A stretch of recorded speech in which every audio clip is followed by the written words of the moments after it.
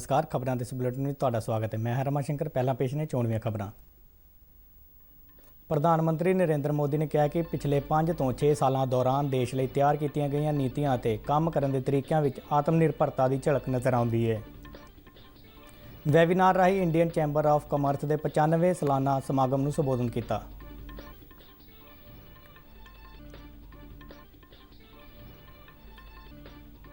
शहरी हवाबाजी मंत्री हरदीप सिंह पुरी ने दस्सिया कि वंदे भारत मिशन तहत हवाई उड़ानों की गिनती च वाधा किया गया।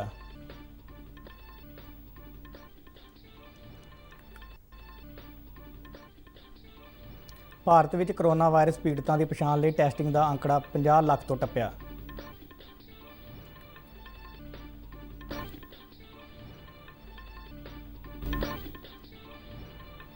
पंजाब सरकार वालों प्रवासी मजदूरों को पितरी सूबों च भेजण, राशन वंडण और एकांतवास किए गए लोगों से 98 करोड़ रुपए खर्च किए गए। पंजाब के मुख सकत्तर ने शाहपुर कंडी डैम प्रोजैक्ट अथॉरिटी को हदायत की है कि मई 2022 तक यह प्रोजैक्ट चालू करने लई कोशिशां तेज़ कीतियां जाण।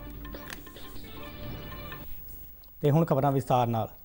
प्रधानमंत्री नरेंद्र मोदी ने webinar Rahi Indian chamber of commerce के 95वें सालाना समागम को संबोधन किया। इस दौरान कोविड-19 ਦੀਆਂ ਚੁਣੌਤੀਆਂ ਦਾ ਜ਼ਿਕਰ ਕਰਦਿਆਂ ਉਹਨਾਂ ਕਿਹਾ ਕਿ ਕਰੋਨਾ ਕਾਲ ਵਿੱਚ ਦੇਸ਼ ਵਾਸੀਆਂ ਨੂੰ ਇਸ ਮੁਸ਼ਕਲ ਘੜੀ ਤੋਂ ਸੁਰੱਖਿਅਤ ਰੱਖਣ ਦੇ ਨਾਲ-ਨਾਲ ਅਰਥਚਾਰੇ ਨੂੰ ਵੀ ਪਟੜੀ ਤੇ ਲਿਆਉਣਾ ਜ਼ਰੂਰੀ ਹੈ। ਆਈਸੀਸੀ ਦੀ ਸ਼ਲਾਘਾ ਕਰਦਿਆਂ ਪ੍ਰਧਾਨ ਮੰਤਰੀ ਨੇ ਕਿਹਾ ਕਿ 95 ਸਾਲਾਂ ਤੱਕ ਲਗਾਤਾਰ ਦੇਸ਼ ਦੀ ਸੇਵਾ ਕਰਨਾ ਕਿਸੇ ਵੀ ਸੰਗਠਨ ਜਾਂ ਸੰਸਥਾ ਲਈ ਆਪਣੇ ਆਪ ਵਿੱਚ ਇੱਕ ਵੱਡੀ ਪ੍ਰਾਪਤੀ ਹੈ। उन्होंने कहा कि आईसीसी ने 1925 में अपने गठन तो बाद आज़ादी के घोल सने भयानक अकाल और अन्न संकट वर्गियां कई चुनौतियों का सामना करते हुए भारत को विकास की राह ले जाने में अपना योगदान पाया है। कोरोना वायरस नाल तां पूरी दुनिया लड़ रही है। भारत कोरोना समेत कई होरना संकटां नाल भी जूझ रहा है।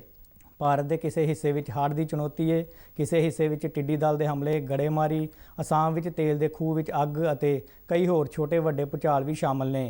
उन्होंने कहा कि कई बार समा भी सानू परखदा है और साडा इम्तिहान लैंदा है। प्रधानमंत्री ने कहा कि उन्होंने तजर्बा रहा है कि मुसीबत की असल दवाई साडी मजबूती है। मजबूत संकल्प शक्ति नाल साडी इच्छा शक्ति भी मजबूत होंदी है। पिछले 5 ਤੋਂ 6 ਸਾਲਾਂ दौरान देश ਦੀਆਂ ਨੀਤੀਆਂ ਅਤੇ ਕੰਮ ਕਰਨ ਦੇ ਤਰੀਕਿਆਂ ਵਿੱਚ ਆਤਮਨਿਰਭਰਤਾ ਦਾ ਟੀਚਾ ਸਾਫ਼ ਝਲਕਦਾ ਨਜ਼ਰ ਆ ਰਿਹਾ ਹੈ। ਭਾਰਤ ਦੀਆਂ ਬਰਾਮਦਾਂ ਕਿਸ ਤਰ੍ਹਾਂ ਨਾਲ ਵਧੇ, ਇਸ ਦਿਸ਼ਾ ਵਿੱਚ ਸਾਨੂੰ ਹੋਰ ਤੇਜ਼ੀ ਨਾਲ ਕੰਮ ਕਰਨਾ ਚਾਹੀਦਾ ਹੈ। ਆਤਮਨਿਰਭਰ ਭਾਰਤ ਮੁਹਿੰਮ ਦੇ ਤਹਿਤ ਸੁਧਾਰਾਂ ਨੂੰ ਹੇਠਲੇ ਪੱਧਰ ਤੱਕ ਲਾਗੂ ਕਰਨ ਦੇ ਉਪਰਾਲੇ ਕੀਤੇ ਜਾ ਰਹੇ ਨੇ। ਇਹਨਾਂ ਸੁਧਾਰਾਂ ਦਾ ਵੱਧ ਤੋਂ ਵੱਧ ਲਾਹਾ ਲੈਣ ਲਈ ਸਨਅਤਕਾਰਾਂ ਨੂੰ ਅੱਗੇ ਆਉਣਾ ਚਾਹੀਦਾ ਹੈ। ਪ੍ਰਧਾਨ ਮੰਤਰੀ ਨੇ ਦੁਹਰਾਇਆ ਕਿ ਕਿਸਾਨਾਂ ਨੂੰ ਹੁਣ ਆਪਣੀ ਫਸਲ ਕਿਤੇ ਵੀ ਵੇਚਣ ਦੀ ਆਜ਼ਾਦੀ ਮਿਲੀ ਹੈ, ਜਿਸ ਨਾਲ ਉਹਨਾਂ ਦੀ ਆਮਦਨੀ ਵਿੱਚ ਚੋਖਾ ਵਾਧਾ ਹੋਣ ਦੀ ਸੰਭਾਵਨਾ ਹੈ। उन्होंने कहा कि भारत सरकार वालों पेंडू अर्थचारे मजबूत बनाने लिए पिछले समय दौरान कुछ अहम उपराले किए जा रहे हैं। प्रधानमंत्री मोदी ने कहा कि जदों असी छोटे व्यापारी जां अपने नेड़े तेड़े काम करने वाले लोगों कोलों कोई वस्तु खरीदते हाँ तो असी सिर्फ उन्होंने पैसा ही नहीं देंगे, सगों उन्हों की मेहनत की भी कदर करते हैं। के क्षेत्र में आत्मनिर्भर होते, काश हम डिफेंस मैन्युफैक्चरिंग में आत्मनिर्भर होते, काश हम कोल और मिनरल्स के सेक्टर में आत्मनिर्भर होते, काश हम एविएशन सेक्टर में भी आत्मनिर्भर होते। ऐसे कितने सारे काश, अनगिनत काश हमेशा से हर भारतीय को झकझोरते रहे हैं। साथियों, एक बहुत बड़ी वजह रही है कि बीते 5-6 वर्षों में देश की नीति और रीति में भारत की आत्मनिर्भरता का लक्ष्य सर्वोपरि रहा है। प्रधानमंत्री नरेंद्र मोदी ने कहा कि भारत और इजराइल विचाले आपसी साझेदारी आने वाले दिनों में होर मजबूत होगी। एक ट्वीट सुनेहे च प्रधानमंत्री मोदी ने कहा कि कोविड-19 तो उभर के सामने आने वाली दुनिया च इन्हां दोहां देशों विचाले आपसी साझेदारी दीआं तंदां होर मजबूत होणगीआं।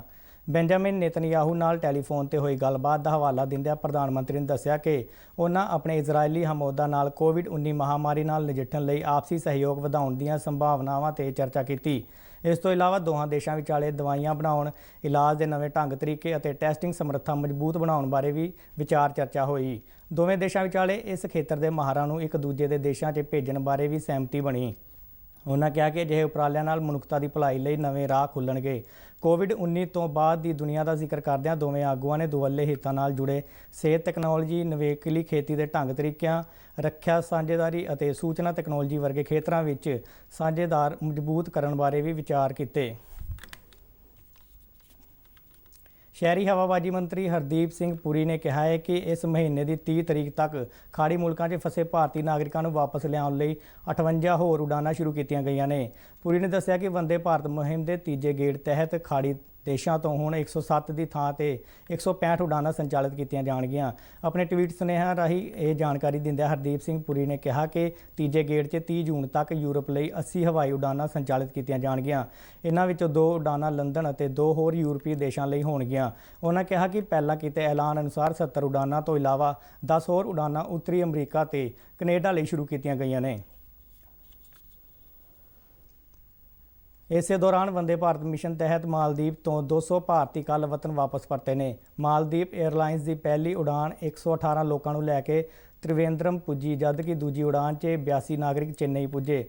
ਭਾਰਤੀ ਲੋਕਾਂ ਨੂੰ ਮਾਲੇ ਵਿਚਲੇ ਭਾਰਤੀ ਹਾਈ ਕਮਿਸ਼ਨ ਦੇ ਸਹਿਯੋਗ ਅਤੇ ਤਾਲਮੇਲ ਨਾਲ ਵਤਨ ਵਾਪਸ ਭੇਜਿਆ ਗਿਆ ਹੈ। ਇਸ ਮਿਸ਼ਨ ਤਹਿਤ ਹੁਣ ਤੱਕ ਮਾਲਦੀਵ ਤੋਂ 3000 ਦੇ ਕਰੀਬ ਵਿਅਕਤੀ ਭਾਰਤ ਪਰਤ ਚੁੱਕੇ ਨੇ। ਮਾਲਦੀਵ 'ਚ 20,000 ਤੋਂ ਵੱਧ ਭਾਰਤੀ ਮੂਲ ਦੇ ਲੋਕਾਂ ਨੇ, ਜਿਨ੍ਹਾਂ 'ਚੋਂ 5,000 ਤੋਂ ਵੱਧ ਲੋਕਾਂ ਨੇ ਵਤਨ ਵਾਪਸੀ ਲਈ ਰਜਿਸਟ੍ਰੇਸ਼ਨ ਕਰਵਾਈ ਹੈ। ਭਾਰਤ ਵਿੱਚ ਪਹਿਲੀ ਵਾਰ ਕੋਵਿਡ-19 ਤੋਂ ਠੀਕ ਹੋਣ ਵਾਲੇ ਮਰੀਜ਼ਾਂ ਦੀ ਗਿਣਤੀ ਕੋਰੋਨਾ ਪੋਜ਼ਿਟਿਵ ਮਰੀਜ਼ਾਂ ਦੀ ਗਿਣਤੀ ਨਾਲੋਂ ਵੱਧ ਗਈ ਹੈ। ਕੇਂਦਰੀ ਸਿਹਤ ਮੰਤਰਾਲੇ ਦੇ ਇੱਕ ਬੁਲਾਰੇ ਨੇ ਨਵੀਂ ਦਿੱਲੀ ਵਿੱਚ ਇਹ ਜਾਣਕਾਰੀ ਦਿੰਦਿਆਂ ਦੱਸਿਆ ਕਿ ਇਸ ਮਹਾਮਾਰੀ ਨਾਲ ਲੜਦਿਆਂ 1,41,028 ਮਰੀਜ਼ ਸਿਹਤਯਾਬ ਹੋ ਕੇ ਘਰ ਪਰਤੇ ਨੇ, ਜਦ ਕਿ 1,37,448 ਮਰੀਜ਼ ਜੇਰੇ ਇਲਾਜ ਨੇ। ਇਸ ਨਾਮੁਰਾਦ ਬਿਮਾਰੀ ਨੇ ਹੁਣ ਤੱਕ 8,102 ਲੋਕਾਂ ਦੀ ਜਾਨ ਲਈ ਹੈ। ਦੇਸ਼ ਵਿੱਚ ਇਸ ਵੇਲੇ ਕੋਰੋਨਾ ਵਾਇਰਸ ਦੀ ਪੁਸ਼ਟੀ ਵਾਲੇ ਮਾਮਲਿਆਂ ਦੀ ਗਿਣਤੀ 2,86,579 ਤੱਕ ਪਹੁੰਚ ਗਈ ਹੈ। ਸਿਹਤ ਮੰਤਰਾਲੇ ਦੇ ਬੁਲਾਰੇ ਨੇ ਨਵੀਂ ਦਿੱਲੀ ਵਿੱਚ ਦੱਸਿਆ ਹੈ ਕਿ ਦੇਸ਼ ਵਿੱਚ ਇਸ ਬਿਮਾਰੀ ਤੋਂ ਸਿਹਤਯਾਬ ਹੋਣ ਦਾ ਅੰਕੜਾ 49.21% ਤੱਕ ਪਹੁੰਚ ਗਿਆ ਹੈ। ਇਸ ਦੌਰਾਨ ਕੇਂਦਰੀ ਸਿਹਤ ਅਤੇ ਪਰਿਵਾਰ ਭਲਾਈ ਮੰਤਰਾਲੇ ਨੇ ਕੇਂਦਰ ਸਰਕਾਰ ਦੀ ਸਿਹਤ ਯੋਜਨਾ ਤਹਿਤ ਸੂਚੀਬੱਧ ਕੀਤੇ ਗਏ ਸਾਰੇ ਹਸਪਤਾਲਾਂ ਨੂੰ ਹੁਕਮ ਦਿੱਤੇ ਨੇ ਕਿ ਸੂਬਾ ਸਰਕਾਰਾਂ ਵੱਲੋਂ ਕੋਵਿਡ-19 ਹਸਪਤਾਲਾਂ ਵਜੋਂ ਨਾਮਜ਼ਦ ਹਸਪਤਾਲਾਂ 'ਚ ਇਸ ਯੋਜਨਾ ਦੇ ਸਾਰੇ ਲਾਭਪਾਤਰੀਆਂ ਨੂੰ ਕੋਵਿਡ-19 ਨਾਲ ਸੰਬੰਧਿਤ ਇਲਾਜ ਦੀ ਸਹੂਲਤ ਦਿੱਤੀ ਜਾਵੇ। ਮੰਤਰਾਲੇ ਵੱਲੋਂ ਜਾਰੀ ਹਦਾਇਤਾਂ 'ਚ ਕਿਹਾ ਗਿਆ ਹੈ ਕਿ ਕੇਂਦਰੀ ਸਿਹਤ ਯੋਜਨਾ ਨਾਲ ਸੰਬੰਧਿਤ ਸਾਰੇ ਹਸਪਤਾਲ, ਚਾਹੇ ਉਹ ਕੋਵਿਡ-19 ਹਸਪਤਾਲ ਵਜੋਂ ਨਾਮਜ਼ਦ ਨਹੀਂ ਨੇ, ਉਹ ਇਸ ਯੋਜਨਾ ਦੇ ਘੇਰੇ 'ਚ ਆਉਂਦੇ ਲਾਭਪਾਤਰੀਆਂ ਨੂੰ ਇਲਾਜ ਦੀ ਸਹੂਲਤ ਦੇਣ ਜਾਂ ਹਸਪਤਾਲ 'ਚ ਦਾਖਲ ਕਰਨ ਤੋਂ ਇਨਕਾਰ ਨਹੀਂ ਕਰ ਸਕਦੇ। ਮੰਤਰਾਲੇ ਨੇ ਸਪਸ਼ਟ ਕੀਤਾ ਹੈ ਕਿ ਇਹਨਾਂ ਦਿਸ਼ਾ ਨਿਰਦੇਸ਼ਾਂ ਦੀ ਉਲੰਘਣਾ ਕਰਨ ਖਿਲਾਫ ਸਖਤ ਕਾਰਵਾਈ ਕੀਤੀ ਜਾਵੇਗੀ। ਦੇਸ਼ 'ਚ ਕੋਰੋਨਾ ਪੀੜਤਾਂ ਦੀ ਪਛਾਣ ਲਈ ਟੈਸਟਿੰਗ ਦਾ ਅੰਕੜਾ ਕੱਲ੍ਹ 50 ਲੱਖ ਨੂੰ ਪਾਰ ਕਰ ਗਿਆ ਹੈ। ਭਾਰਤੀ ਡਾਕਟਰੀ ਖੋਜ ਕੌਂਸਲ ਯਾਨੀ ICMR ਮੁਤਾਬਕ ਹੁਣ ਤੱਕ ਦੇਸ਼ 'ਚ 50,61,332 ਟੈਸਟ ਹੋ ਚੁੱਕੇ ਨੇ। ਇਹਨਾਂ ਟੈਸਟਾਂ ਵਿੱਚੋਂ ਸਿਰਫ 5.48% ਲੋਕ ਹੀ ਕੋਰੋਨਾ ਪੋਜ਼ਿਟਿਵ ਪਾਏ ਗਏ ਨੇ। ਪੰਜਾਬ ਸਰਕਾਰ ਨੇ ਕੋਵਿਡ-19 ਮਹਾਮਾਰੀ ਨਾਲ ਨਜਿੱਠਣ ਲਈ ਮਾਲ ਮੁੜ ਵਸੇਵਾ ਅਤੇ ਆਫਤ ਪ੍ਰਬੰਧਨ ਵਿਭਾਗ ਰਾਹੀਂ ਜ਼ਿਲ੍ਹਿਆਂ ਦੇ ਡਿਪਟੀ ਕਮਿਸ਼ਨਰਾਂ ਅਤੇ ਵਿਭਾਗਾਂ ਨੂੰ 300 ਕਰੋੜ ਰੁਪਏ ਵੰਡੇ ਨੇ। ਸੂਬੇ ਦੇ ਮਾਲ ਮੁੜ ਵਸੇਵਾ ਅਤੇ ਆਫਤ ਪ੍ਰਬੰਧਨ ਮੰਤਰੀ ਗੁਰਪ੍ਰੀਤ ਸਿੰਘ ਕਾਂਗੜ ਨੇ ਚੰਡੀਗੜ੍ਹ 'ਚ ਇਹ ਜਾਣਕਾਰੀ ਦਿੰਦਿਆਂ ਦੱਸਿਆ ਕਿ 300 ਕਰੋੜ ਤੋਂ 200 ਕਰੋੜ ਰੁਪਏ ਵੱਖ-ਵੱਖ ਵਿਭਾਗਾਂ ਨੂੰ, ਜਦਕਿ 100 ਕਰੋੜ ਰੁਪਏ ਵੱਖ-ਵੱਖ ਜ਼ਿਲ੍ਹਿਆਂ ਦੇ ਡਿਪਟੀ ਕਮਿਸ਼ਨਰਾਂ ਨੂੰ ਵੰਡੇ ਗਏ ਨੇ।